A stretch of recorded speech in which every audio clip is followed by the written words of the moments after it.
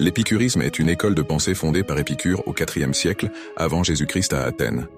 Cette philosophie se concentre sur la recherche du bonheur et de la tranquillité de l'esprit à travers la satisfaction des désirs naturels et nécessaires, tout en évitant la douleur et l'anxiété. L'épicurisme enseigne que le plaisir est le bien suprême et que le but de la vie est d'atteindre l'ataraxie, un état de paix intérieure et d'absence de troubles, ainsi que l'aponie, l'absence de douleur corporelle. Cependant, il ne s'agit pas d'une recherche effrénée des plaisirs matériels, mais d'une quête de plaisir simple et durable. Les épicuriens considèrent le plaisir comme le but ultime de la vie. Toutefois, Épicure distingue entre les plaisirs naturels et nécessaires, comme la nourriture et l'amitié, et ceux qui sont vains ou excessifs, comme la richesse et le pouvoir. Les premiers doivent être satisfaits pour mener une vie heureuse. Épicure divise les désirs en 3 catégories. Les désirs naturels et nécessaires, les désirs naturels mais non nécessaires, et les désirs ni naturels ni nécessaires.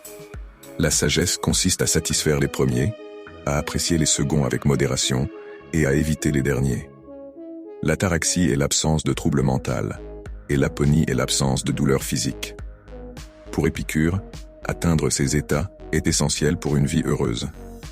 Cela implique de gérer ses désirs et de cultiver une compréhension rationnelle du monde pour éliminer les craintes irrationnelles, notamment celles liées à la mort et aux dieux.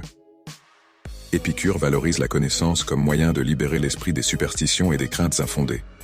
Comprendre la nature du monde, notamment à travers l'atomisme, aide à dissiper les peurs de l'inconnu et à vivre de manière plus sereine. L'amitié est considérée par Épicure comme l'un des plus grands plaisirs de la vie. Les relations amicales apportent sécurité, soutien et joie, contribuant ainsi à l'ataraxie.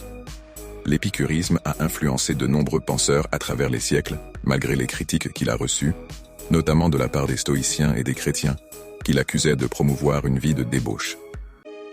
En réalité, l'épicurisme prône une vie simple, modérée et réfléchie, axée sur la satisfaction des besoins essentiels et la cultivation de la paix intérieure. Aujourd'hui, l'épicurisme est revisité comme une philosophie pratique qui offre des perspectives sur le bonheur, la gestion des désirs et l'importance des relations humaines dans la quête d'une vie épanouie.